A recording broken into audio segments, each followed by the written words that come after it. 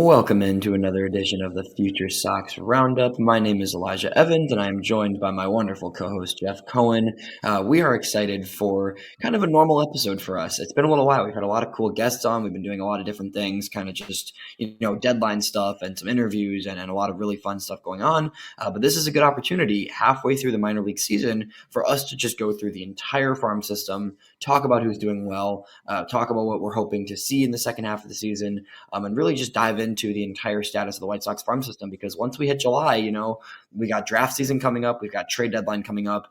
We're going to see an even more improved White Sox farm system in just about a month from now, Jeff. So it's exciting. We got a lot of stuff to look forward to. But for now, we're going to look at the first 3 months of the minor league season. So how are you doing today? Doing good. Talking about the trade deadline, I think the White Sox set the bar pretty high last year. Hopefully they can come close to replicating that. They got brought in some phenomenal ball players. And then in terms of the affiliates, we just turned the page from the first half of the season to the second half of the season. So this is a great time to step back and let's look at all the affiliates and see what's going on. Definitely. I completely agree. It's going to be exciting. Last deadline went really well. Without even really trading that many superstars per se. So potentially this could be going even better this season, depending on the way things shake out. But looking back, first half of the season, 2 teams won their division, Jeff. I can't tell you the last time. I'd like to know that stat, actually, when the last time 2 White Sox affiliates won their division in the first half, because I can guarantee it's been quite some time.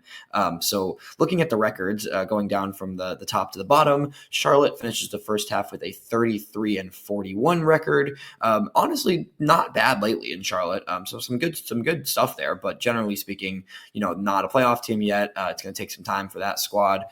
Birmingham Barons clinch the division title in the Southern League, 41-28 on the season, led by the best rotation in minor league baseball. I will say it. I'm not afraid to say it.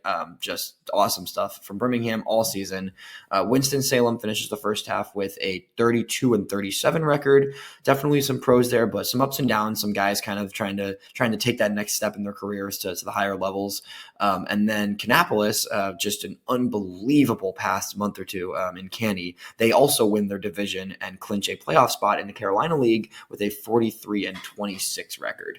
Then you go down to the ACL. The ACL White Sox are 13-23, not the best start there, and the Dominican team is also not off to the best start with a 3-12 record in the Dominican Summer League. So a lot of pros, some cons for sure, but generally speaking, an exciting time. A really, really amazing first half for both Birmingham and Kannapolis, which deserves some shout outs there, because those 2 teams are really special. And we'll see, come playoff time, their rosters might look very different, but they're both going to be in their respective playoffs. Yeah, that's exciting. And, I'll put in a plug for my guys in Kannapolis. Could be the best pitching staff in low A, just like Birmingham in double A. You're completely right. I think there's a really good argument for that. That group is amazing, even with an unfortunate injury recently, which we'll get into later. But we're going to start at the major league level. The first thing we got to talk about some of the major league guys, even though we're prospect focused, right? These are our top prospects that are just reaching Chicago, getting their first taste of major league ball. Drew Thorpe and Jonathan Cannon with fascinating weeks, Jeff, because this is what it means to be a young pitcher. And this is part of why I keep saying on this show that I just want to see guys get a chance. I don't see a reason to shuttle guys back and forth.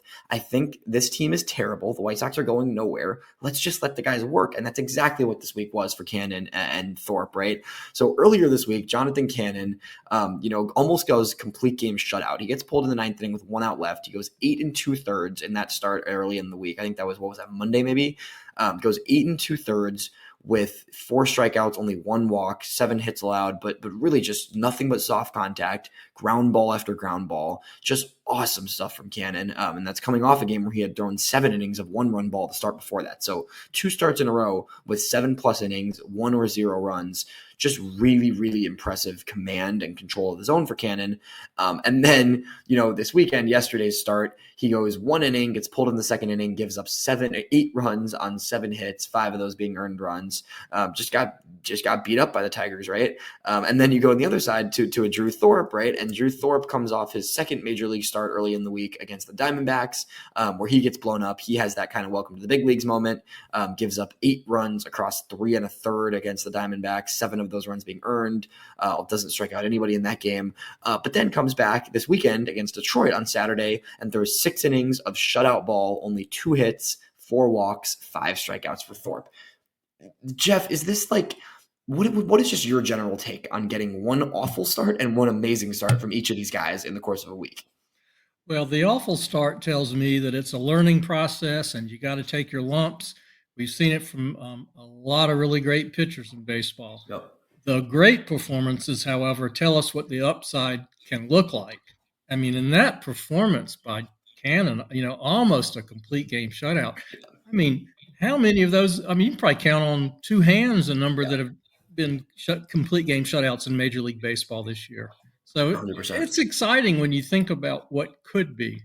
Yeah, and my biggest thing with these 2 guys, right? Like, you've seen both these guys. I've seen both these guys all season work really effectively at times, but these are both pitchers that rely on their pitchability and their ability to confuse hitters and mix things around, right? So figuring out how to sequence pitches at the major league level is an entirely different skill than doing it in the minor leagues. And that's why you see guys like Thorpe and Cannon, who have such good command, struggling more with their command because they're trying to figure out where to throw stuff and they can't get away with certain spots that they could get away with in the minors at the major league level, right? Like, you see Thorpe, and there's some changeups he throws. Like, I was watching back this last start, right?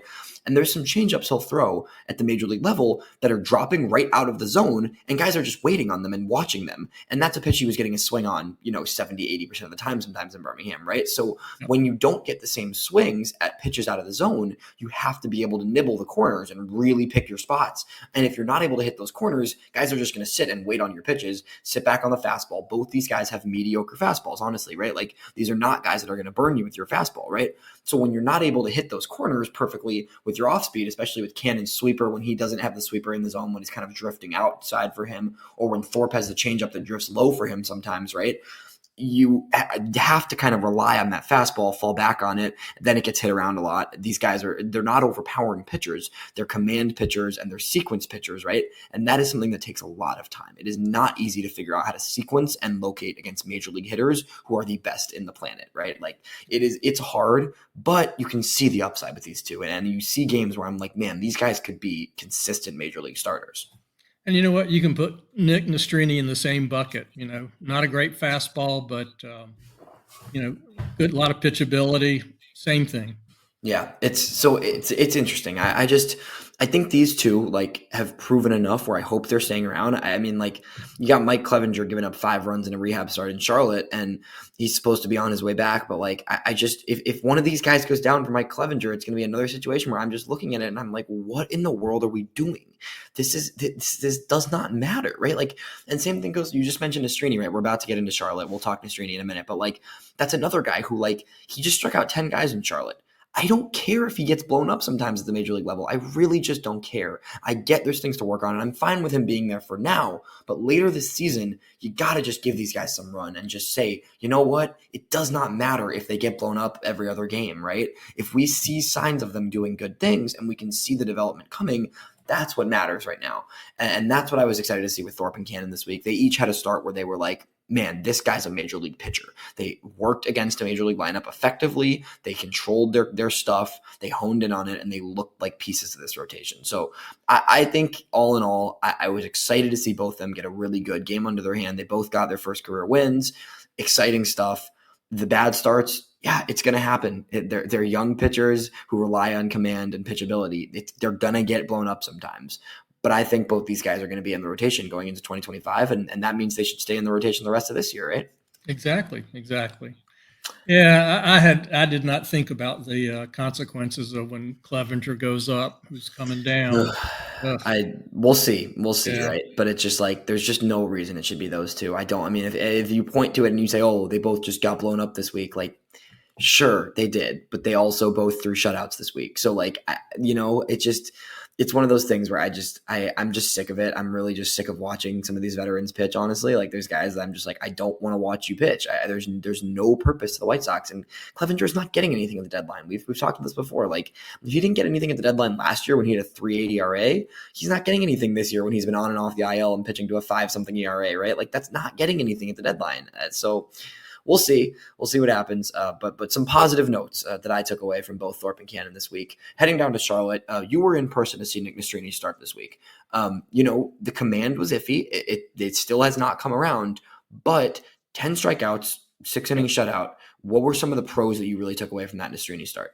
Well, he's really been struggling his last couple of starts, and so this was great to see. This was the Nick Nastrini we saw in spring training and early in the season, when he's mixing his pitches and he's landing his breaking pitches and he's spotting his fastball. So it's good to see him finally bounce back. And I also saw Sean Burke, and he also had a nice bounce back game. And his stuff looks excellent. I mean, I think his fastball's like, touching 96. So, they both had great starts this week after a couple of rough outings. Yeah, definitely. It was nice to see Sean Burke bounce back as well. I think, like I mentioned a week or two ago when we were talking about him, I really like Burke. I think he's really got some great stuff. He's a great dude. It was nice talking to him a few weeks ago, a little while ago when I did an interview with him. And he, I think you might not have starts for him this season because you do have a lot of these pitching prospects coming up. There's guys that need it. Strini's going to need more major league innings. We're about ready to see a Bush and Adams, some of those other guys from Birmingham, right? But Burke's someone that I could see him getting a late season call out of the bullpen. And I really think that he, given the arm struggles and some other things, I think you could see him being a really impact reliever if things go well for him. That curveball would play excellently in 1 inning spurts, right? So we'll see. They're going to stretch him as a starter right now, but give me some long inning, some multi-inning relief appearances for Sean Burke in September, and I would really like to see that at the major league level personally. Yeah, I agree. That'd be a great role for him this year. And that doesn't mean he can't transition back to a starter next year. 100%. We've seen that work. I mean, Crochet, right? Going back to Ronaldo Lopez, there's plenty of it's totally doable. I think it could be really nice to get him some major league innings later this season and just build his experience there, right? As a guy who, was looking at a major league role last year prior to the injuries. So I like stuff from Burke. Burke and Nastrini, both guys I think should be up later in the season in Chicago.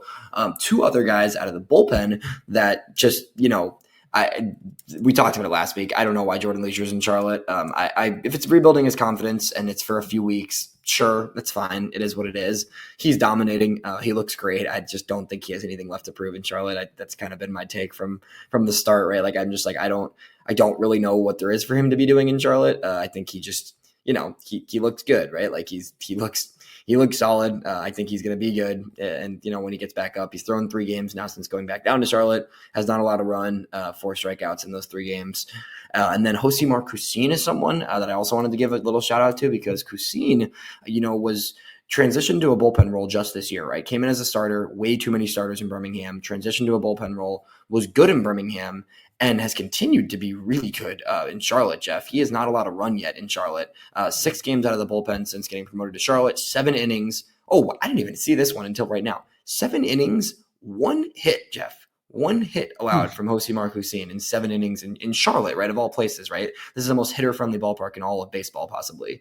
7 innings, 1 hit, only 2 walks for a guy who struggled with command at times, 4 strikeouts, a .43 whip, and batters are hitting, under 100 against him, only 1 hit allowed. Cusin has been lights out, and I think this is a guy whose stuff, he's 26 years old. He's an older guy, right? He's been in the org for a while now. Let's Cusin, let's get him to the Sox, yeah? Yeah, let's, I think he could slot right in where Dominic Leone is or John Brebbia, when you move him at the deadline. Absolutely. Yeah. Elijah also had a chat with Jordan Leisure, and I just kind of asked him, why do you think you got sent down? And he said, well, they told me it was just for a little break, a little rest. I said, well, did they ask you to work on anything? He said, no, not really. So,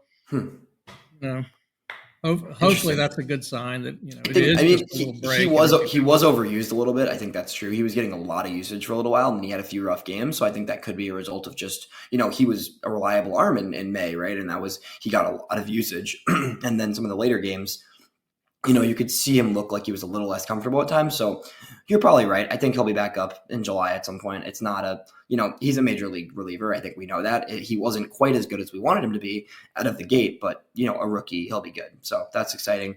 Cusin should join him at the big league level too. You were there this week. Tell me a little bit about what you saw from Colson Montgomery. We've talked about Colson a little bit, but it's been an up and down first half for him, and it hasn't been exactly what some people expected, but, still a young guy with not a ton of experience under his belt. What do you think about Colson's kind of first half of the season in general? Well, I'm as stunned as anybody looking at the stats. I do think, early in the season, he was looking a little too passive at the plate and taking a lot of called third strikes. I haven't seen that in a while. He's much more aggressive, but I think he's still swinging at pitches in the zone. I mean, he still has that kind of plate discipline and that kind of an eye. And there's some power every now and then. And I think, what'd you say? He's got a 4-game hit streak this week. He's got a 6-game hit streak this week. Game, but still, what's he hitting? 210 on the year, something like that. I don't think anyone saw that coming. Yeah, so this is where I'm at with Colson. I see the concern to a degree, but I also see it's almost like he's in spurts right now. Like, it's not. I'm waiting for that game where he has like a 4-hit game. Like, that's what I feel like we haven't seen from him. And it's not like the production is gone, right? He doesn't go a week with getting no hits, right? Like this week he had a hit in every game, but he had 1 hit in every game, right? So 1 hit in every game with 3 doubles and a homer. It's not a bad week by any means. Like, he had a pretty good week by all things considered, right? But it's that impact. I think you see right now, like, the approach looks better than it looked earlier in the year. The strikeouts are down a little bit compared to the early in the season, right? If you go month by month, right, 34 strikeouts in April, 24 in May, 22 in June, and June's not over yet. So I guess it is kind of high still at this point. But in general, like, the approach looks better to me. It looks like he's taking his pitches. He looks like he's looking for his pitches a little bit better right now. But I want that impact. I want and you see these big home runs. Like, he's had a few home runs where you're like, man, he crushed that ball. But I want some of those games where he just is on fire. And we haven't seen that this whole season from Colson, really. There's been spurts, but there hasn't been that ignition where it's like Colson's getting going. Like, that's what we're holding on to. Is that fair? Do you think that's a fair statement? Yeah, no, that's a good point. We really haven't seen a game like that. He's got 10 home runs on the season, but he's hitting in Charlotte. So right. I would hope he'd have at least 10 at the halfway point. He does look better at the plate, but it's just not coming together for him. And you know what? If you think about it, this is really, he's had to battle back from some injuries, but this is his first real test as a pro ball player. Yes. And that's why he says all the right things when you talk to him. I actually caught up with him a week or two ago, and he says all the right things. So we'll see. And that's why I'm not too worried. And I don't think it's fair to be overreacting to this too much, because he is 22, right? He's going to be 22 he's not even 23 till spring training next year, right? So he's 22 years old. He's a top prospect. He's had a ton of stuff on his shoulders for, 2 years now. He's had this, White Sox top prospect title on his shoulders, right? Like, that's a challenging thing. And it's he probably could have started this year in Birmingham, to be honest, and got pushed to Charlotte because the organization believes in him. And I do too. But let's give it some time. It hasn't been great. I think we want to see some adjustments, right? But I think he's going through everything he needs to go through. He's taking his time. He obviously works very hard. You can hear when you talk to him. I heard your interview with him, and when I've talked to him too, like, the guy knows what he's doing, and he's very focused on improving all the time. That's his mindset, right? He always is trying to get better. So I really do believe in him. Let's see. Let's circle back in a month or two, and we'll see. But I just, the worst thing that could happen is him get rushed to Chicago. I want him to be in Charlotte the entire season, honestly. That's where I'm at right now after seeing the first half of him. Like, I want him to finish the year in September in Charlotte still, and then come into 2025 trying to win a spot with the White Sox, right? Yep, absolutely. Elijah, before we move on from Charlotte, I just want to point out one other player who's been kind of quiet this year, Zach DeLoach, but he's really taken it up a notch or two. I'm looking at his stats for the last 30 days. He's hit 327 with a 397 OBP, but 4 extra base hits, and that's it. So, it's kind of, we thought he was going to be the power guy with the low average. Right now, he's looking like the opposite. Yeah, it's interesting how that kind of plays out sometimes, but It's a guy to watch for sure. He's getting on base, definitely. I don't know that White Sox shuttling back and forth outfielders this whole season has been such a mess. So we'll see if he gets more big league at bats. I mean, I think Colas is in front of him, but now Colas is back in Charlotte, which is, we should have mentioned that too. That's a weird situation. I get it because you have Benintendi, you have Pham. Both those guys have to get innings right now. You're going to get Eloy some innings in the hope of maybe trading him, I guess. At this point, I wouldn't even mind the DFA of Eloy, to be perfectly frank. I'm pretty over that era. I just don't, it's just kind of a waste of time at this point, honestly. And then Tommy Pham, right? Like, you're going to get him innings until July when you trade him, right? So once he's traded, Colas should be getting every day at bats, I think.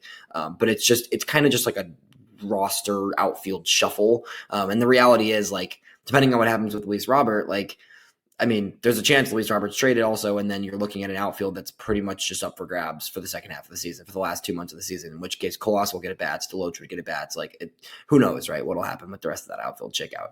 Yeah, yeah. All right, heading down to Birmingham, our Southern League division champions, Birmingham Barons. Very exciting. It was awesome seeing some pictures of those guys yesterday. I don't know if you saw that video from Kurt Bloom, but it was them celebrating in the locker room, and it was just awesome to see. Birmingham's come a long way. That organization, that affiliate has been very rough for many years, right? And this is like, you're seeing the culmination of this farm system in Birmingham right now, and that's the future of the organization right now, in addition to Kannapolis. So Birmingham, we'll start with a funky promotion. Terrell Tatum hits the IL with an injury, and Matt Hogan jumps all the way from single A Kannapolis, skips over high A, and takes Tatum's spot in double A. And Hogan actually looks pretty comfortable in double A in the few games I got to see him. So definitely a big leap to jump from jump a level completely, especially a guy that, had a late start to the season too in Canny, right? But he looks pretty good. I think he's going to get some innings there in Birmingham, as long as, I don't know what the long-term plan will be for him, but he had 2 hits in the games I watched, and he made a really nice play in the outfield as well. So Matt Hogan jumping to Birmingham. Congrats to him. Yeah, I was at the game and he got pulled out. And I think, in the 8th inning, they pulled him out and said, "You're going to Birmingham." And I think everybody was a little taken back. And then that's the big question. Is it just temporary, or, is he going to, maybe it was intended to be temporary, but he's showing that he deserves to stay. Yeah, we'll see. I mean, there's innings up for grab there now because, Duke Ellis got claimed off of waivers by the Mets, so he's no longer with the organization, which means, and Tatum's out right now, so that means beyond Jacob Burke and then Wilfred Veras, who kind of plays half DH, half outfield, you've got outfield innings there. So Hogan's going to get innings, and we'll see if he can capitalize on some of them, but it's cool to see him. And if he doesn't stay there long term, I still think he would go back to Winston as opposed to going all the way back down to Canny, because I think he was probably ready to get a chance at Winston in the near future anyways, given his age. So another guy that is joining that Birmingham squad that just keeps on rolling. They had a few rough games recently, but they generally, keep doing their thing. Staying on the hitter front before we get to some pitchers, Edgar Caro, Jeff. Edgar Caro is going to be a problem. I'm super pumped because this is a guy that I was a huge fan of him last year. The second I met this guy, I just sensed something about him. He just has work ethic, and he has kind of just a motor and a passion that is really, really cool to see, especially from a catcher. Like, he just very clearly cares about helping his pitchers. Like, that is his mindset is so focused on, like, let me help my pitchers be better. And that's something that you need to have as a catcher, right? And he's clearly doing that because every single pitcher in Birmingham is shoving, first of all, while pitching to him. And all of them just rave about working with him. Everybody in Birmingham seems to really enjoy kind of collaborating with him and learning and letting him call some games, right? There's a trust there that he's building with all these pitchers, in addition to the fact that he's just absolutely mashing. Edgar Caro, let me pull up some numbers here, Jeff, because this guy can hit. That's for sure. And that's something that, we're pretty pumped about, because it's not just a catcher, right? But he's a switch hitting catcher. He's 21 years old. He's already got 2 years of experience in Double A. Like, do we need to see anything more in Double A from Caro? Well, one of the things I'm excited about is, like we said, it's halfway through the season, 250 at bats. You would think, catchers would start to wear out a little bit right before the All-Star break, but he had one of his, best stretches here in a while this last 2 weeks. Yep. In the last 30 days, Edgar Caro is slashing 368, 429, 568 for a 997 OPS with 4 home runs, 8 walks, 7 doubles, 16 RBIs in that stretch.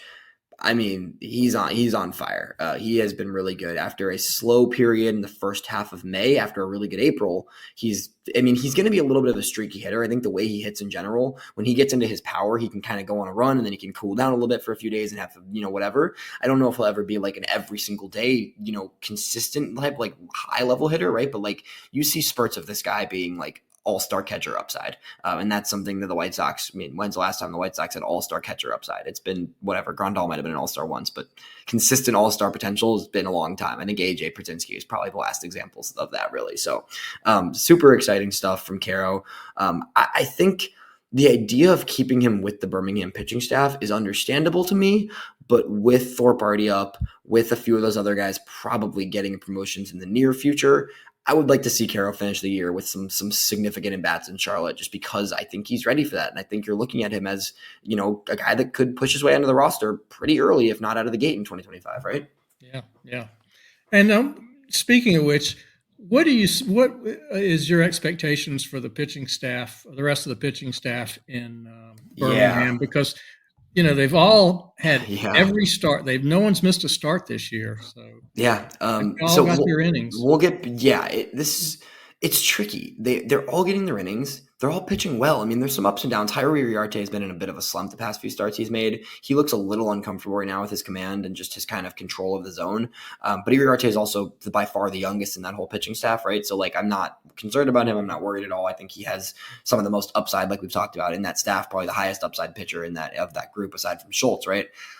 It's going to be interesting to see how the ranks move up and who kind of moves from where, right? That's the tricky thing to figure out is like, so this is how I look at it, right? Assuming the deadline, right, is tricky. We don't know yet what it looks like. Fetty, I think, is gone. I think Fetty's all but gone. I think Flexen is also all but gone. Crochet's the bigger question mark, right? Like, I think I'm working on a Garrett Crochet mock trade package for Just Baseball right now, an article breaking down some potential trade packages. And, there's some high-end prospects that could be acquired, and we'll get into this more in a few weeks when we really do a deep deadline-based episode.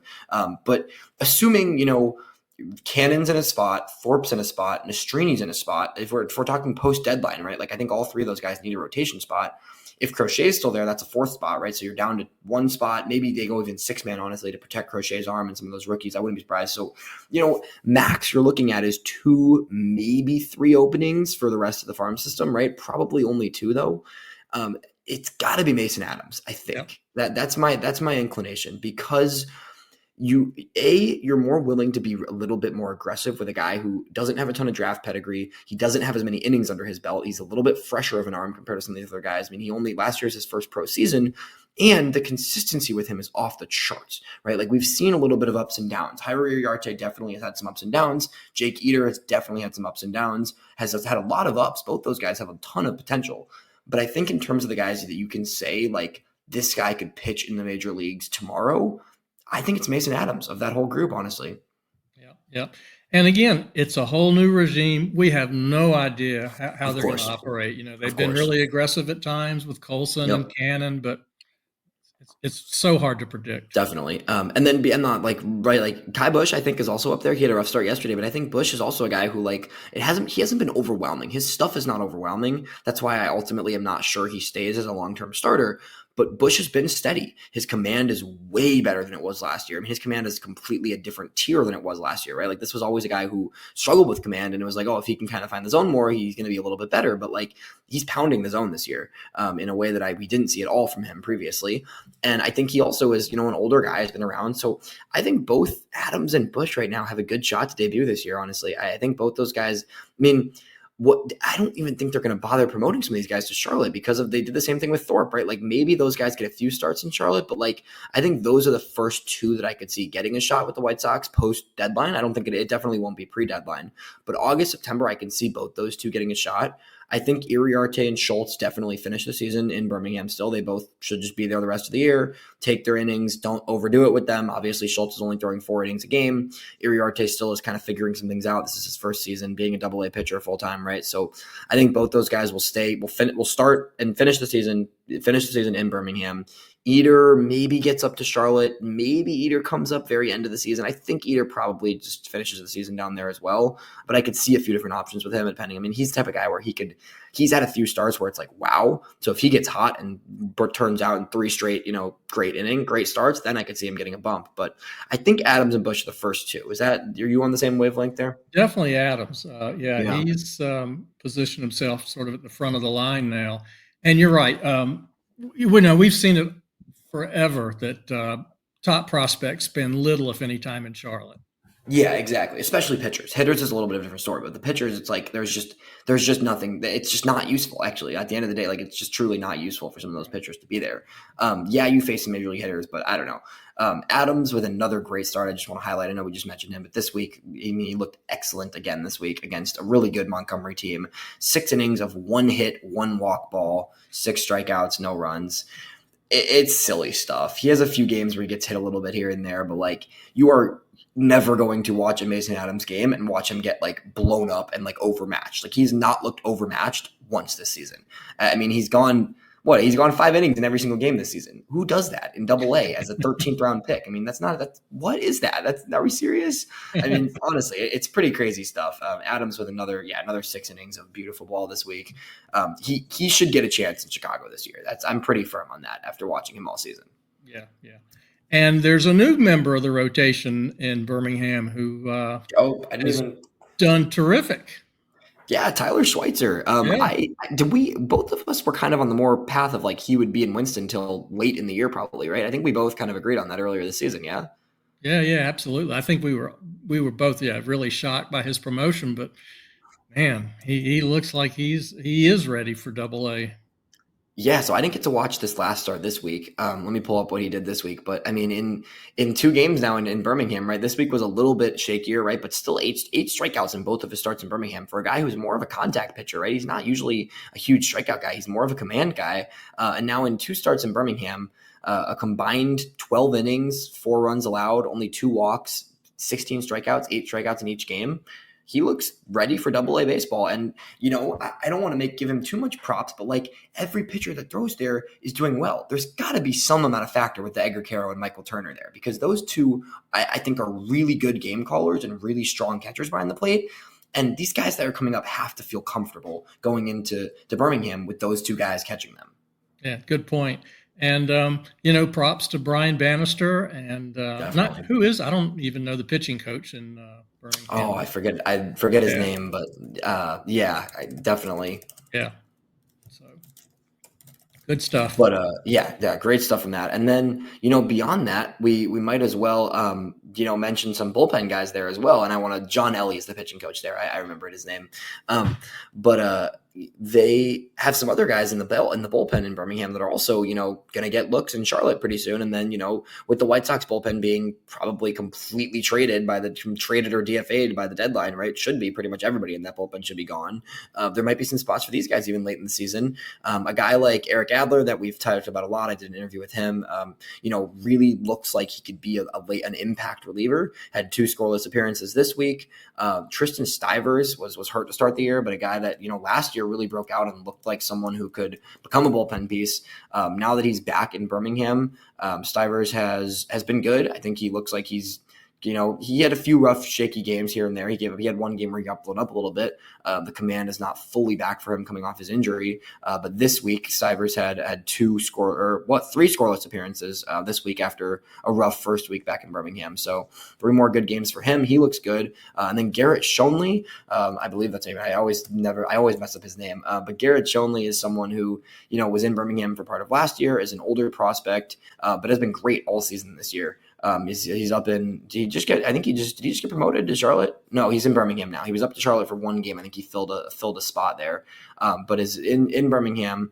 Has a 1.72 ERA on the season between Winston and Birmingham. Really good stuff overall from Schonely, a left-hander who also could get a shot for the White Sox later this season. It wouldn't surprise me.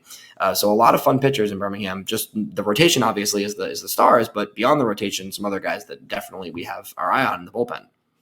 Yeah, that'd be great because not only are there a bunch of former major leaguers in Chicago, there are a ton of them in the bullpen in Charlotte too. So, yes, exactly. There's plenty of opportunities for those Birmingham guys to start moving up. Yeah, And that's the point of the deadline. That's the point of being a rebuilding team right now is you have a bullpen in Chicago where like everybody in that bullpen should be traded or gotten just released, right? I mean, honestly, there's other than actually no other than is there anybody? I mean, Leisure's in Charlotte right now, so I don't think there's anybody in Chicago that I necessarily think should really be kept around in the bullpen going forward, right? And that's something that we'll have to get into more come the deadline. Like most of those guys don't have a ton of value, but like at the same time, I think most of those guys should be gone, right?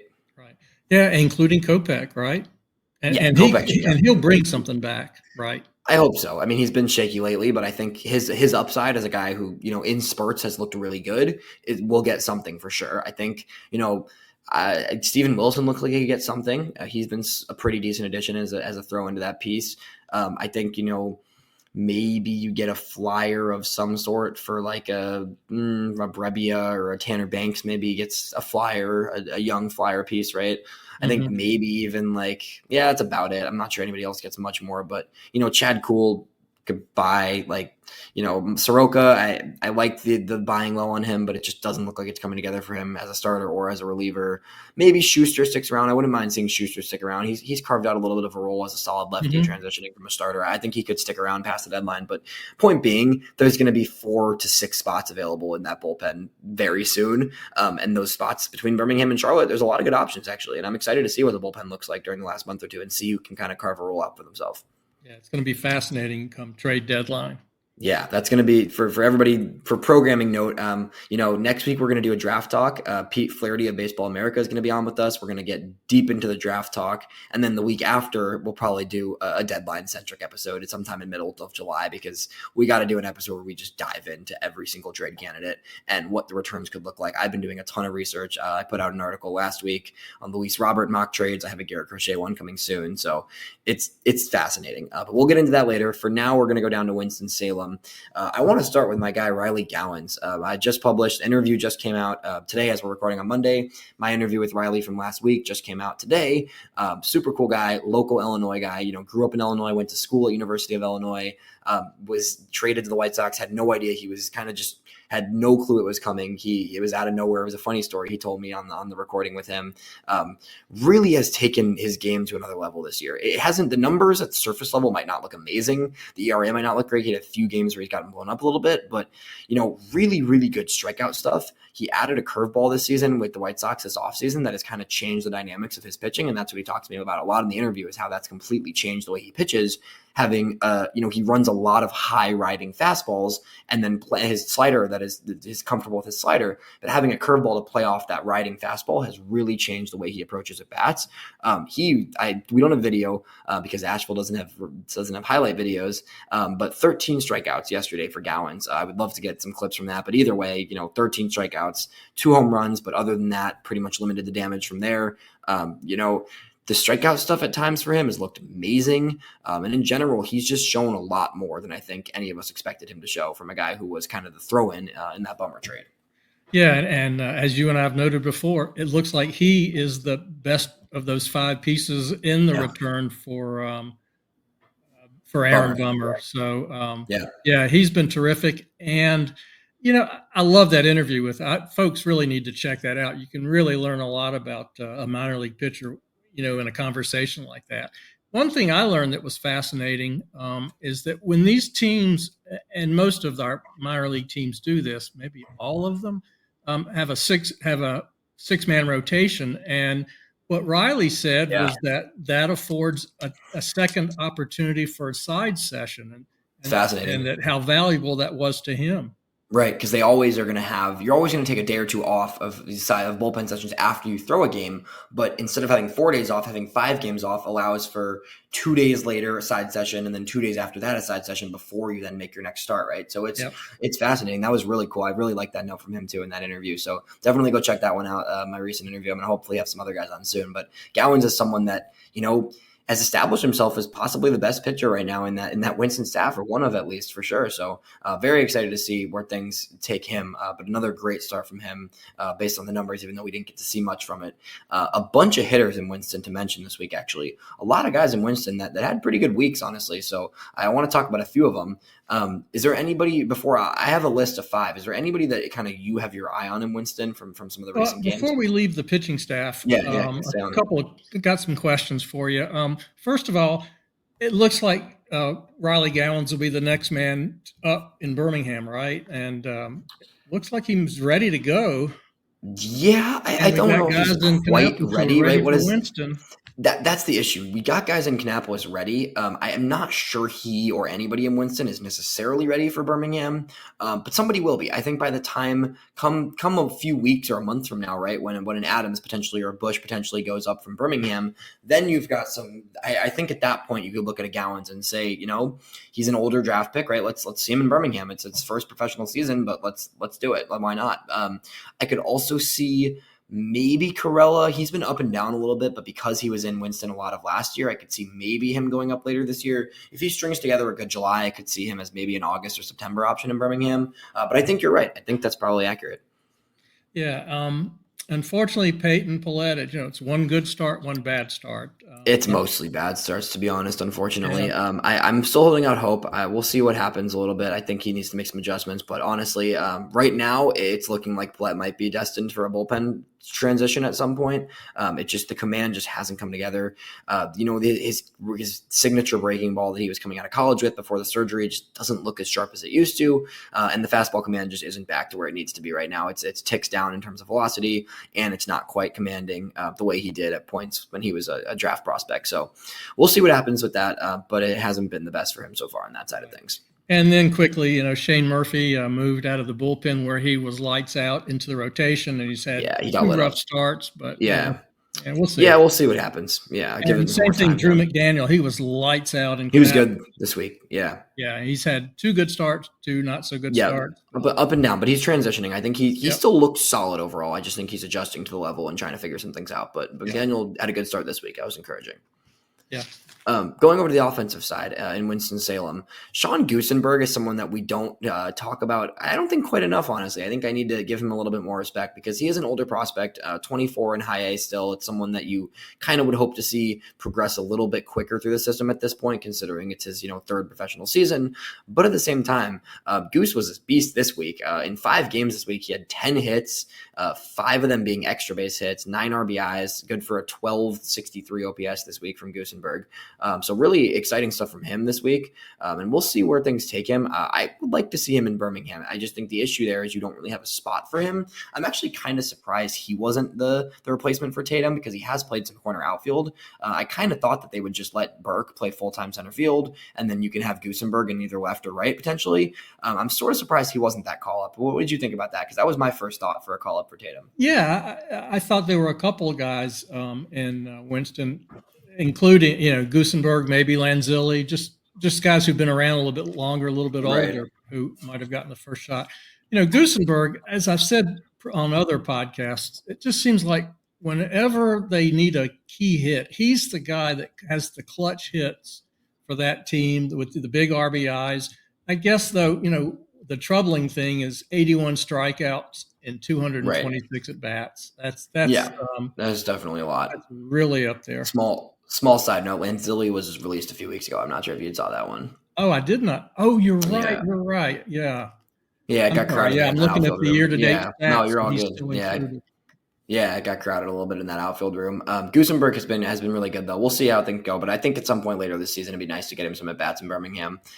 Beyond that, Galaney's starting to figure things out a little bit. Great to see because he's a guy who we harped about him all early in the season. I mean, he was the best hitter in single-A baseball at the onset of the season. An experienced guy. Looks like he's finding his groove in Winston now. After a slow start, he looks like he's kind of figuring some things out there. This week, in 5 games, he had 6 hits, 2 home runs, and a triple as well. only 6 strikeouts across those 5 games. So things are coming together. Galaney with a 969 OPS this week for Galaney and Winston. Another guy who's also, I think, kind of starting to figure things out, a little bit of a slower learning curve than Galaney, is an Eddie Park, who also was promoted earlier this year. He started the season, and he was probably, if he didn't get hurt, he might have started the season in Winston, but he started the season in Canny, pretty quickly went to Winston and had a decent week this week. I hit 368 this week with 2 walks, only 2 strikeouts as well, 5 RBIs, 7 hits across 5 games for Park. Pretty solid game for him. So those two draft picks from last year that are kind of settling in at the high level, as they should be. And just on the year in Winston, he's 113 at bats, 9 walks, only 16 strikeouts. I mean, that's the great thing. He's making Park, a lot of contact. That is one of the things that we always loved, is that Park is good at, and we knew he was good at coming into the draft. And when the Sox drafted him, exciting to see him kind of doing all of that the right way. Wes Kath, another solid week. This is a guy he's been up and down still, but I really think he has taken his game to a next level this week, or this year. I mean, this week, nice to see him walk a little bit. Wes Kath in 6 games this week had 4 walks, 8 strikeouts. He had a 851 OPS. He had a home run earlier in the week, 7 hits across 6 games. So pretty solid week from Kath. Definitely still up and down. Definitely still some things he needs to work out. But this is very much a much improved hitter, as we talked about earlier in the season, compared to last year. His approach is better. He looks more comfortable. Still just 21. And I think Kath is going to get a shot at some point later this season. I think, when you look at it, you don't want to rush it, because this is finally him finding his groove for the first time in his professional career. So you don't want to rush it. But you look at Birmingham, and the one spot in Birmingham you really have a clear opening is third base. It's been a mixture of Jason Matthews and Alessandro Womack. I don't know if Kath is ready yet, but I think later this year I would kind of like to see him get a taste at least. Yeah, that's a tough call, because he's 78 strikeouts. He still has work to do in Winston for sure. Yeah. So here's your pop quiz, Elijah. Who leads the team in hitting year to date in Winston? Batting average? Yep. I don't look off the top of your head. It's a tough one. I would think Gonzalez, but I don't know if he has enough at bats, including guys that are still there. The guys are still there. I'll give you a hint. He's a catcher. Oh, is it Kobe Smelly? Yes. That's hilarious. Wow. Yeah. He has actually been pretty good this year. I've noticed Kobe Smelly has been hitting a little bit. Yeah. Interesting. So that's fun. And Calvin Harris hasn't been bad either lately, yeah? No, yeah, he started out really slow, but he's he's been all right lately. Yeah. And then the last guy we should talk about is Samuel Zavala, because he's probably the highest rated prospect on the team down there. Yeah. And he's hitting 194 on the year, but one of the takeaways I have seen from him is 43 walks to 54 strikeouts. That's pretty good plate discipline.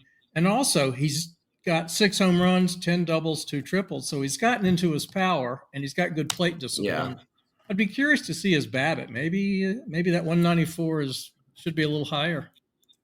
Yeah, I think Zavala's had some bad luck. I think there's still some things for him to work on, for sure. I don't think he's again, really young, 19 years old. I'm not concerned about that. But at the same time, I do think he still has some things to figure out with his swing. But at the same time, there's some solid stuff there. I think we're going to see him continue to grow on that front. Heading down to Kannapolis, if that's all good with you, I think we're good to head down to Canny. Heading to the playoffs, this team is on fire. You got to see 2 pitchers this week that both had pretty good starts. You were really a good charm this week for the 4 starters you saw. Let's start with my guy, Aldrin Batista. Aldrin Batista we've both been harping his name all season, because he's got a funky delivery. He's a fun young pitcher. He's just got a nice the ball just seems to zip a little bit off his hand, and I love the way it moves out of his hand. What did you see in person from your look at Aldrin? Wow, I was mesmerized. He pounds the zone. He doesn't nibble. He's got short. He really goes after those hitters. He doesn't get into a lot of deep counts. That fastball, the 2-seamer that he just developed over the winter, that's an effective weapon. It just darts down, and just is a tough pitch to hit. His slider was nasty this week. He was almost unhittable. It was probably one of his best performances, if not his best performance of the season. Yeah, it was great. I watched half of that game and I was like, man, this guy looks really good. He looked really comfortable. 8 strikeouts, no walks was the biggest thing. After 4 games in a row where he walked at least 3 hitters, no Yep. walk. First time, I think the first time since April that he has no walks in a game. So it's not a perfect product, but it's a really fun product. It's a really, really fun product. I mean, Pat Leland said it well. He's young, he's crafty, he's a little bit funky, but it's exciting. I love that two seam. The slider is really sharp when it's on. It's just figuring out the command, continuing to kind of hone in on his spots that matter the most, right? Like he's an exciting pitcher. I've said it many times. Like I think he's one of the higher upside arms in the lower levels of the farm system, if not, one of the 2 or 3 highest upside arms, honestly. So really excited to see Taylor. I'm glad to see Batista. I'm glad you got to see him in person. The other guy you saw in person, Seth Keener, 3rd rounder from this past year. Ups and downs this year, but generally speaking, limiting contact and limiting hard contact. Keener is someone who still has to figure out how to command over full 5-6 inning starts, but is not getting hit around much at all. No, I saw, he had a really so-so stat line for his game, right, because he had 1 really rough innings, but for 5 innings, he was dominant. And he was really impressive. I mean, he's got a nice arsenal. His no one could hit his slider all night. That was a really effective pitch. I just ran into problems in the 6th, but even when he ran into problems, at the end of the inning, he had a guy on 3rd with 1 out, and he got a strikeout and a pop out. He really locked in and got out of the inning. I was really impressed with what I've seen. Yeah, definitely. And I want to note too, this was his first homer he allowed this past game all season. Right. That home run, right. This home run he gave up when you saw him a few days ago was the only homer he's allowed the entire season. He has not allowed more than 6 hits in any game this season. So he still has things to work on, but in general, he looks like he can handle, professional hitters. I think we're going to see him late this season, maybe get a chance in Winston. It just all depends on kind of the continual rise of some other guys, right? But it takes time to transition to being a starting pitcher. You see a lot more guys go from being a starter to a reliever. Even though we've seen it more in recent days, it's still not an easy thing to go from being a reliever, especially in college, right, to being a professional starter. That is not an easy task, and Keener is welcoming it this season. He looks good. He looks comfortable. So I'm excited to see where things take him, and I'm glad you kind of had the same takeaway I did, that he looked good aside from 1 inning, right? Yeah, very, very good. And, he's made every start all year. That was his 12th start of the season. Batista's had 11 starts. And that's good that you pointed out that Keener's only given up 1 home run. Batista's only given up 3 over 11 starts. Yeah. Lucas Gordon's given up 4 over 11 starts. Gordon was good this week as well. Should also give a shout to Gordon. I want to mention briefly Grant Taylor. Unfortunately, hit the 60-day IL. Originally reported that he was at a lat strain. He got put on the 10-day, transferred to the 60-day in Kannapolis. Likely done for the season.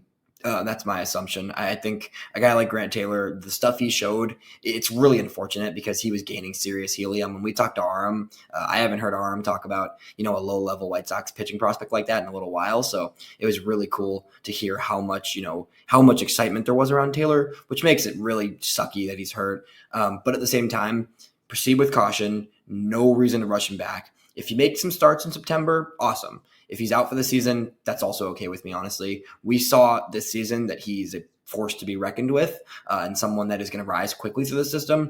I would have loved to get him a few Winston starts this year, but at the same time, it's all good. Let's go into 2025 healthy, and let's see Grant Taylor really turn it up and break out next year. Yeah, if he comes back healthy at the start of next season, I could see 4 or 5 starts in Winston and then off to Canny. Off to Birmingham. He's got that kind of stuff. He will be in Birmingham at some point next year. I'm pretty confident in that one. Yeah. And, I'm hoping to get to up to Kannapolis for batting practice either tomorrow or Wednesday and talk to Pat a little bit more about Taylor. Yeah. And find out what he's able to share with us. Yeah, for sure. And then 2 more guys that have kind of gotten starts because of the Taylor injury, because of other things, just kind of spot starting, filling, whatever. Tommy Vale has been excellent since stepping into the rotation. This is a guy who's older, probably a little bit too experienced and too talented for the single A level, but, an undrafted guy picked up by the White Sox, was excellent to start the year in the bullpen, and then has continued to be great as a starter. has made 2 starts and both have been shut out. Only 1 hit allowed across 2 starts made by Vail since moving into the rotation for Taylor. Yeah, And then Manny, great effort when he took over for Taylor. I think he had what 5 or 6 shutout innings in his first start? 5 shutout innings, 6 strikeouts, no hits, and then his second start he goes 3 1/3, 1 hit, 8 strikeouts. Really impressive stuff from Vail. Older guy, probably more of a reliever long term, but doing a job, filling a role. Manny Velos, I got a start this week as well. He was a guy who's been mostly a bullpen guy. He was up in Winston for a while, goes down to Canny, gets a spot start earlier this week in the doubleheader day, goes 5 shutout innings, 4 hits, 9 strikeouts. So another good game from him, build up some confidence, get him back to Winston later this season for sure. So good stuff on the pitching side in Canny. Going over to the hitting side, a few really hot hitters this week. Mikey Kane is someone I want to mention, Jeff, because not someone that we've talked about a ton. Draft pick last year, late round guy. Someone that we, haven't got to see a lot of. He was hurt earlier this season, had struggled early in the year, kind of finding his niche. 17th rounder, I should mention. And then in the past week, let me pull this one up because I saw the stat line and I was like, okay, Mikey Kane, 1446 OPS this week. He hit 462. This is a guy who had 6 hits, 3 extra base hits, 6 walks as well across 5 games this week. So he was getting on base a ton, working at bats well. Nice to see him look like he's comfortable in Canny. Yeah, when I watched them this week, I saw 2 games. It's just a different team than the team I saw 6-8 weeks ago. I mean, all these guys are starting to really figure it out. Art T. Hernandez, Ronnie Hernandez, Albertson, Asigan, like you say, Mikey Kane. All these guys are really looking good. And then we've got our guy Caden Connor, who's who has just continued to be great. You talked to him this week. I interviewed him a few weeks ago. Really nice guy, really open. He seems like he's just focused on continuing to build. He's confident in his stuff. He knows what he's doing. Has just been hitting all year, like you said. And when you talked to him, when you posted about it earlier this week, like let's get him to Winston. Like he just has nothing. It's like Delaney. He has nothing left to prove at this point in Kannapolis. He's a tremendous hitter. He had 1 at bat this week that was great. There was a really good pitcher for the Cubs who had like a 97-mile-an-hour fastball, and no one was touching him. And Connor, he worked him to a full count. He fouled off 2 or 3 pitches, and so he'd seen that that fastball about a half dozen times, and then he timed one up and he hit a double into the gap. It was a great piece of hitting. He's exceptional. He literally looks like an advanced hitter. He's clearly got experience at the high levels of college, right? Like he knows what he's doing. And he's a guy that should be up soon. That's all I've got for Canny. Anybody else at that level that you want to mention? Well, I did see Ryan Burroughs and our guy George Wolkow. George had another big home run. But 35 strikeouts and 56. It's hard. I mean, I'm sure he never saw a breaking pitch last year in high school, so it's going to take a little while. Maybe a few breaking pitches, but nothing special, right? I mean, they're super young. Both Burroughs and Walkow, I'm not worried. Let's give them the entire season in Kannapolis.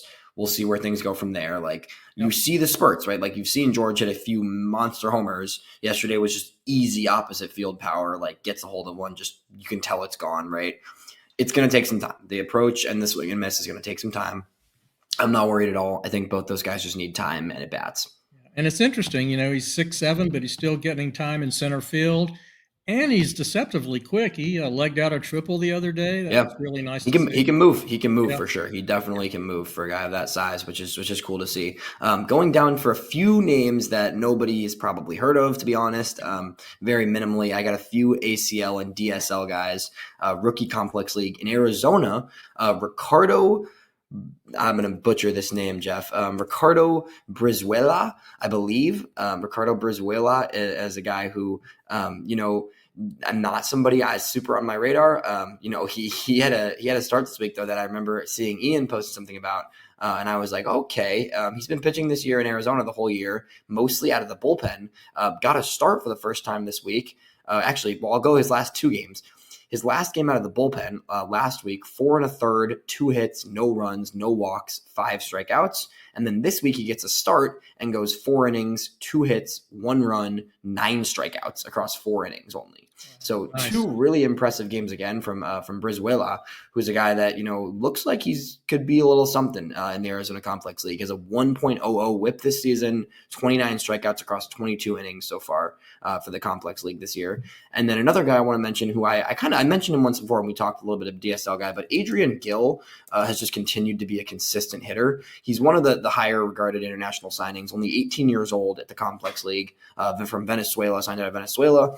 Another solid week, and has just been consistent all season really at the Complex League. So I'm curious to see if he could be an option to maybe get a few innings in Candy later this year. And maybe not. He's only 18, and this is his first season playing in the Arizona League.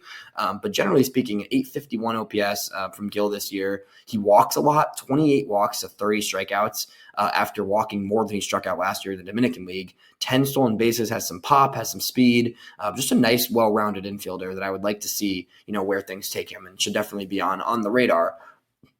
Going down to the Dominican Summer League, do you know, Jeff, what current Major League player has a younger brother on the White Sox Dominican Summer League team? I don't. He is a guy who his older brother is someone who's taken his game to a whole other level this year, which is kind of funny because Jurickson Profar. There you go. Judrick Profar is someone who, that's a name that is, he's known because his older brother's name, but is someone who, was signed for a decent amount of money from the White Sox, and someone that I think is looks like he could be worth taking note of, at least from what I've seen in general this year. So this season, this past week, he had over 900 OPS. So far in the Dominican League this year, his slash line is 310, 491 on base percentage, 452 slug. Not a guy that slugs a ton, but a 943 OPS because he's walked 13 times, only striking out 11 times. Really consistent contact skills, bat to ball, speedy, quick, kind of, that type of movement, right? Only 17 years old. This is his first professional season in the Dominican League. A guy that will be in the Dominican League all year this year, but definitely a name to keep on your radar as a brother of a big time guy who's really taken his level and is a major league contributor, and someone who has done nothing but hit this season and just gets on base and has clearly an advanced approach for a guy who's 17 years old. Yeah. Quick question. And I know Davis Martin is pitching in Arizona. Has he gotten into any games?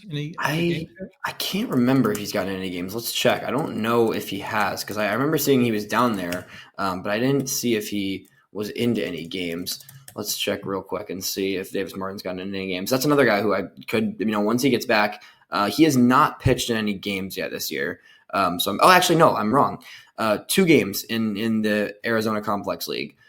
He's thrown 2 games, a total of 4 innings, given up 3 runs across 4 innings so far, but has pitched twice, 2 inning starts in Arizona. So we'll see if he gets probably another 3-4 starts in Arizona before you try and move him potentially to maybe, I could see him going to Winston, maybe filling a spot there for a little while potentially before he makes his way back up to Charlotte eventually. I think he'll probably get another stop at one of the minor level, the affiliates, before he goes all the way to Charlotte. So we'll see what happens with Martin, but good to see him back on the bump. Absolutely. It's great to see him back. And another name who's going to be in the mix next year. Yeah, there's going to be a lot of arms available. Yeah. That's one thing the White Sox have a lot of, which is exciting right now. So this has been a good look through the system. It's been a fun first half, Jeff. I've enjoyed talking prospects with you. I'm super excited for the stuff we've got coming up in July. Like we were saying earlier, the White Sox have a big month ahead of them. This is a huge month for the future of the organization, between nailing this draft, between figuring out what the plan is and executing a deadline plan, acquiring more assets, shifting gears, getting more young guys up, and really starting to game plan for this next core that's going to be on the way, because there's some fun players on the way. Like we keep talking about, there's a ton of pitching depth. Let's take this trade deadline and the draft, go get some more hitting depth, and really build out this farm to be one of the top 3 to 5 farm systems in baseball. And not only did the White Sox set the bar high for last year at the trade deadline, but the last 2 drafts have been terrific. So the bar is high there, and there's every reason to be confident there's going to be yet another 100%. wave of impactful players coming in. 100%. Yeah, it's very exciting. I'm looking forward to covering it all with you. Like I said, programming notes. We'll have Pete Flaherty of Baseball America on next week, a friend of mine, and knows his stuff like the back of his head when it comes to the draft. Pretty impressive. We will ask him all about the White Sox plans with the 5th overall pick, in addition to some later round guys that hopefully we could potentially see of interest to the White Sox. And then beyond that, we will have a trade deadline centric episode at some point in July where we really just dive into everything deadline. I will provide mock trades and some prospects that could be targeted, what the approximate evaluation will be of all these different prospects or players that the White Sox may trade. We'll have some more guests on coming up soon. So stay tuned for the FutureSox Roundup. As always, Jeff, it's been a pleasure, and I'll talk to you next week. Sounds great.